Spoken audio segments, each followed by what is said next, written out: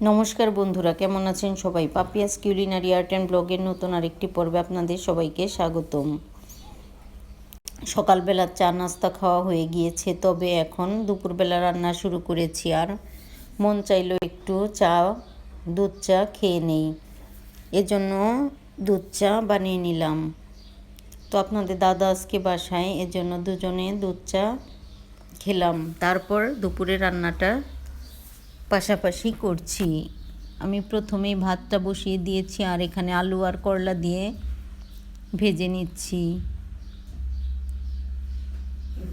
আর এই গরমের দিনে আলু করলা ভাজি খেতে অনেক ভালো লাগে। আলু করলা ভাজি আমার খুবই পছন্দের খাবার। অনেক দিন ধরে আসলে মুখে কোনো টেস্ট নেই, মাছ মাংস খেতেও ভালো লাগে না, তবে এই আলু করলা ভাজিটা খেতে অনেক ভালো লেগেছে। আর এবারে নিচ্ছি ভেজে বেগুন। তবে এখনকার বেগুন ভাজাগুলো আসলে খেতে ভালো লাগে, কিন্তু আমার আসলে জ্বরের মুখ, আমার কাছে খেতে ভালো লাগেনি। আপনাদের দাদার কাছে অনেক ভালো লেগেছে, জন্য আজকেও ভেজে দিলাম। আমার জন্য আলু দিয়ে করলা দিয়ে ভেজে নিচ্ছি। আর রান্না করব রুই মাছ আলু আর ডাঁটা দিয়ে। আজকে বেশ গরম পড়েছে, আসলে শীত অনেক আগেই চলে গিয়েছে। প্রতিদিনই বেশ গরম পড়ে, আর এই গরমে আসলে ঠান্ডা ঠান্ডা খাবারগুলো খেলে ভালো লাগে। লাউ দিয়ে মাছ, ডাঁটা আলু দিয়ে মাছ, পাতলা মাছের ঝোল, আর এই খাবারগুলোই খেতে ভালো লাগে। আর এবার মনে হয়েছে একটু ডাঁটা দিয়ে মাছ রান্না করলে, এই মাছটা রান্না করলে খেতে ভালো লাগবে, এজন্য এই ডাঁটাগুলো কেটে নিয়েছি। আর এই ডাঁটাগুলো দিয়েই মাছটা রান্না করছিলাম। প্রথমে নুন হলুদ দিয়ে মাছগুলো ভেজে নিচ্ছি, তারপর রান্নাটা করব।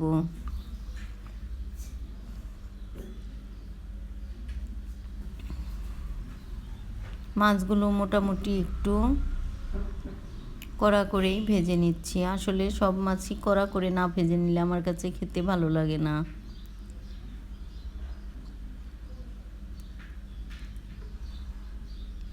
শীত চলে গেল, গরম আসলো, এবার একটু গ্যাসের তাপ একটু একটু করে বাড়তে শুরু করেছে।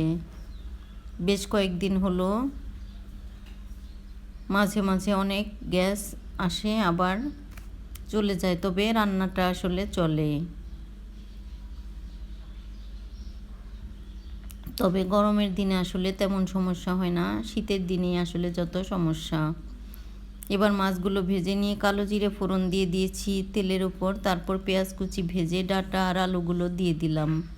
ডাঁটা আর আলুগুলো একটু নেড়ে চেড়ে তারপর এর উপর জিরে বাটা, হলুদ গুঁড়ো, মরিচ গুঁড়ো, ধনিয়া গুঁড়ো দিয়ে দিব।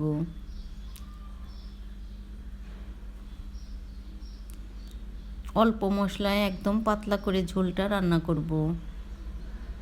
আর গরমের দিনে এই পাতলা ঝোলটাই খেতে ভালো লাগে। দিয়ে দিয়েছি জিরে বাটা আর হলুদ গুঁড়ো, মরিচ গুঁড়ো, খুব সামান্য ধনিয়া গুঁড়ো। এবার নেড়ে চেড়ে মশলাটা খুব ভালো মতো কষিয়ে নেব, সবজিগুলো কষিয়ে নেব, তারপর ঝোলের জন্য জলটা দিয়ে দিব। আর গরমের দিনে এরকম পাতলা ঝোল খেতে ভালো লাগে।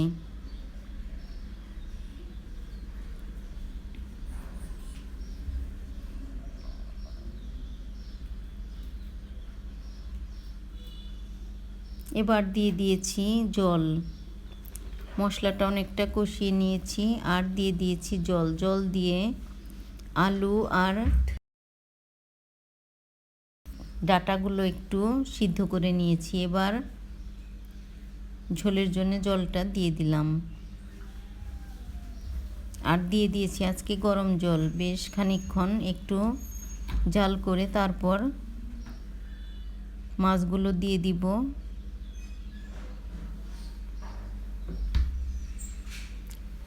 আলু ডাঁটা অনেকটাই সিদ্ধ হয়ে গিয়েছে, তারপর ঝোলটা একটু জাল করে তারপর মাছগুলো দিয়ে দিয়েছি।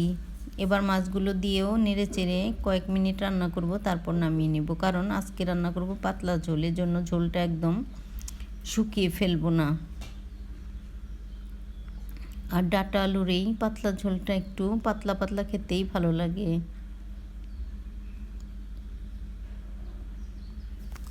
তো বন্ধুরা, আমার আজকের এই ভিডিওটা কেমন লাগলো অবশ্যই জানাবেন। যদি ভালো লাগে তবে একটা লাইক কমেন্ট শেয়ার করার অনুরোধ রইল। যারা ফেসবুক থেকে দেখছেন তাদেরকে অনুরোধ রইল আমার ফেসবুক পেজটি ফলো করার। যারা ইউটিউব থেকে দেখছেন তাদেরকে অনুরোধ রইল আমার ইউটিউব চ্যানেলটি সাবস্ক্রাইব করার। ভিডিওটি দেখার জন্য সবাইকে অসংখ্য ধন্যবাদ। সবাই খুব ভালো থাকবেন, সুস্থ থাকবেন। আর প্রতিদিনই সকালবেলা মনকে নিয়ে স্কুলে যাই, এরপর বাসায় এসে তাড়াহুড়া করে রান্নাটা করা হয়। তবে এই সময় আসলে গ্যাস চলে আসে, আর ইদানিং গ্যাসটা একটু থাকছে। আর মনের জন্য 2 পিস ঝাল ছাড়া একটু রেখে আর একটু মরিচের গুঁড়া দিয়ে আমি ঝোলটা জাল করে নিয়েছি। তো এবার চলে এসেছি একটু ছাদে।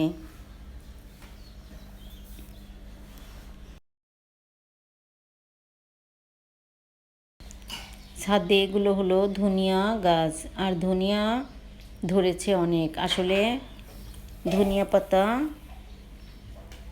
হয়েছিল খুব সুন্দর। দিদি এখানে আসলে ধনিয়ার বীজ বুনেছে, যার জন্য এখানে ধনিয়া পাতা হয়েছে। ধনিয়া পাতা খাওয়ার পর এখন আবার অনেক ধনিয়াও ধরেছে, এখান থেকে অনেক ধনিয়া হবে।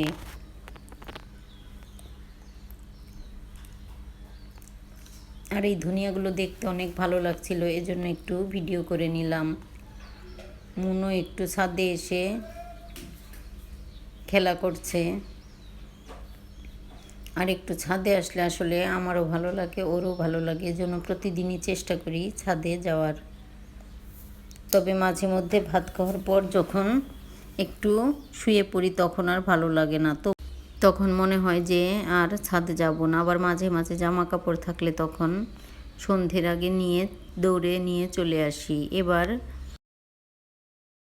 এবার একটু বুন্দিয়াগুলো আসলে চিনির শিরায় একটু ডুবিয়ে নিচ্ছিলাম। আসলে আপনাদের দাদা বুন্দিয়া কিনে এনেছে, শুকনা বুন্দিয়া। এগুলোকেই প্রথমে শিরা করে তারপর চিনির শিরায় দিয়ে বুন্দিয়াগুলোকে বানিয়ে নিলাম।